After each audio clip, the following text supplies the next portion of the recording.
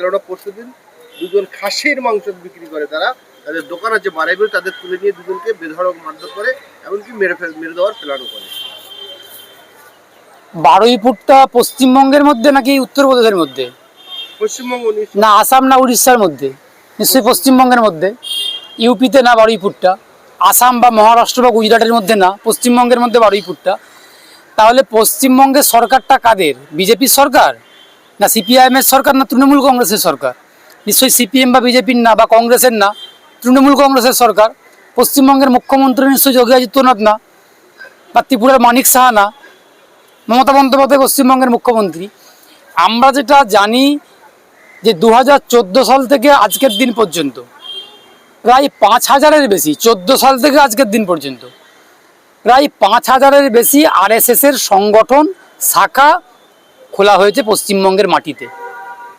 2014 সাল থেকে আজকের দিন পর্যন্ত পশ্চিমবঙ্গের মাটিতে আরএসএসের শাখা, অর্থাৎ আরএসএসের শিক্ষা প্রতিষ্ঠান, আরএসএস যে শিক্ষা তার কর্মীদেরকে দেয়, যে আদর্শে আদর্শিত করে, যে আদর্শে উদ্বুদ্ধ করে, এই শিক্ষা দেওয়ার জন্য শিক্ষা কেন্দ্র খোলা হয়েছে। প্রায় 4 থেকে 6,000-এর মতো শাখা সংগঠন খোলা হয়েছে।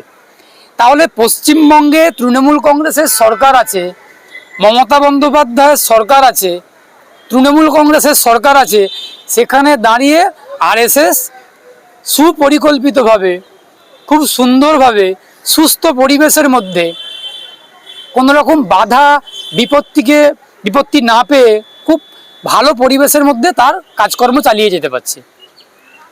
অনুকূল পরিবেশ, এই যে আরএসএসের জন্য একটা অনুকূল পরিবেশ, আরএসএসের জন্য যে একটা ভালো মাটি আরএসএসকে উপহার দেওয়া, মমতা বন্দ্যোপাধ্যায় আরএসএসকে একটা সুন্দর মাটি উপহার দিয়েছে। কি জন্য? না বিদ্বেষের চাষ করার জন্য। বিদ্বেষের চাষ করার জন্য মমতা বন্দ্যোপাধ্যায়, তৃণমূল কংগ্রেস আরএসএসকে একটা উর্বর মাটি, পশ্চিমবঙ্গের মাটি তাকে উপহার দিয়েছেন।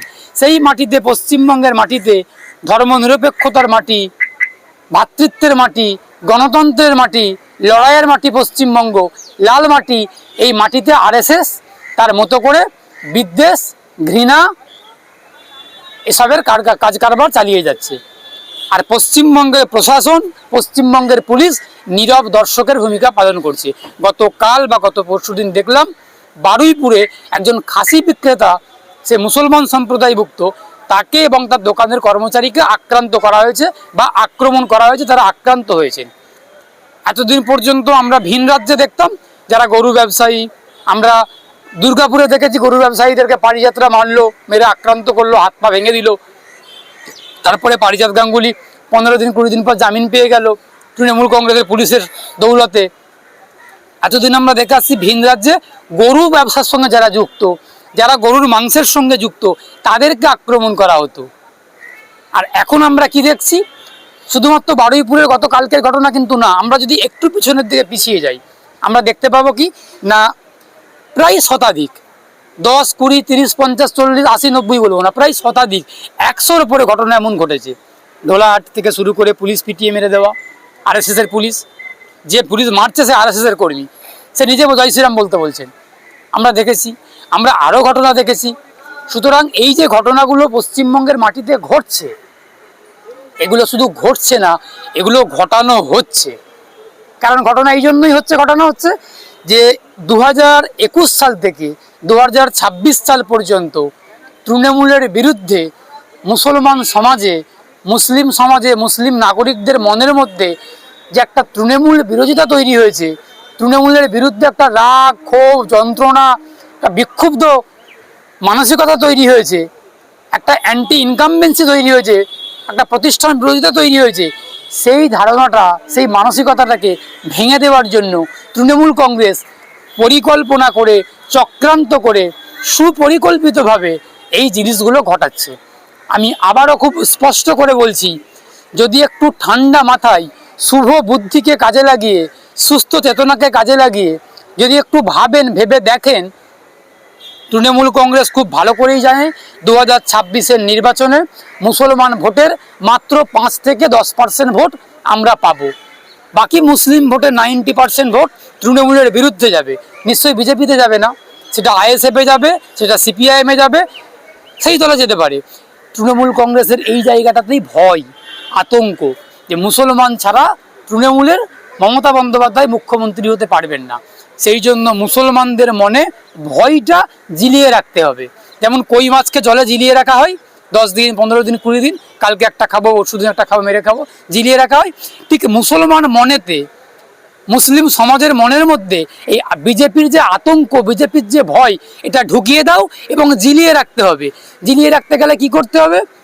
2-3 দিন ছাড়া ছাড়া, সপ্তাহে একটা, দিনে একটা, মাসে একটা, এরকম একটা ঘটনা ঘটাতে হবে যেখানে উগ্র হিন্দুত্ববাদীরা মুসলমানদেরকে গিয়ে আক্রমণ করবে।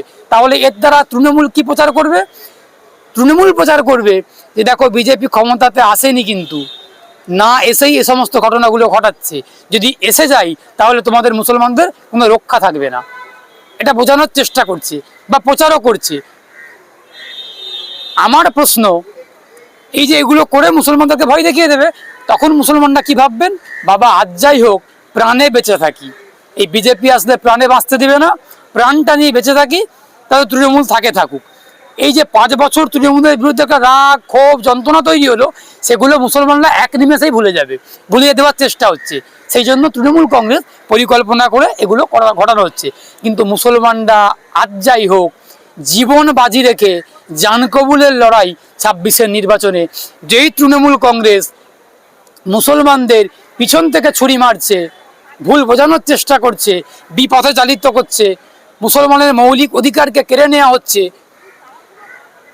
সেগুলো মুসলমানরা বুঝতে পেরেছেন। আর একটা, বিজেপির যারা উগ্র হিন্দুত্ববাদীরা বারুইপুরে খাসি ব্যবসায়ীকে আক্রমণ করলো, আমরা এতদিন পর্যন্ত দেখেছি গরু ব্যবসায়ীকে আক্রমণ করতে, আজকে দেখলাম খাসি বিক্রেতাকে আক্রমণ করতে, গত কয়েকদিন আগে দেখলাম চিকেন প্যাটিস বিক্রেতাকে আক্রমণ করলো ব্রিগেডের মাঠে। আমরা বলতে চাইছি যে বিজেপি এবং আরএসএস, উগ্র হিন্দুত্ববাদীরা, বিভিন্ন যারা রয়েছে, এরা শুধুমাত্র গরুর বিরুদ্ধে না, গো মাতা, হিন্দুদের গো মাতা, আমার যারা হিন্দু সনাতনী ভাই বোনেরা আছেন, বন্ধু বান্ধবীরা আছেন, সহ নাগরিকারা আছেন, তাদের গরু একটা শ্রদ্ধেয় সম্মানীয় গো মাতা, তাকে আমিও সম্মান করি। কিন্তু গরু তো একটা ধর্মের মানুষের খাদ্যের জায়গা, খাদ্যের জিনিস, কেউ খায়, কেউ তাকে পুজো করে, করতেই পারেন। তার পুজোতে যেমন আমি আঘাত করব না, বাধা দেব না, আমার খাওয়াতেও তেমন কেউ বাধা দেবে না, আঘাত করবে না। এটাই নিয়ম হওয়া উচিত, এটাই স্বাভাবিক। কিন্তু আমরা যেটা বলতে চাইছি, আসলে বিজেপি পশ্চিমবঙ্গটাকে আমিষ মুক্ত পশ্চিমবঙ্গ করতে চাইছে। যেমন মহারাষ্ট্র, ইউপি, হরিয়ানা, গুজরাট করছে। মাছ থাকবে না, মাংস থাকবে না, মুরগি থাকবে না, খাসি থাকবে না, গরু তো থাকবেই না, কোনো রকম মাংসের কোনো গল্প নেই, পেঁয়াজ রসুনটাও থাকবে না, একদম পিওর ভেজ হয়ে যাবে, একদম পিওর নিরামিষ হয়ে যাবে। এই পিওর নিরামিষ রাজ্য পশ্চিমবঙ্গটাকে তৈরি করার চেষ্টা করছে।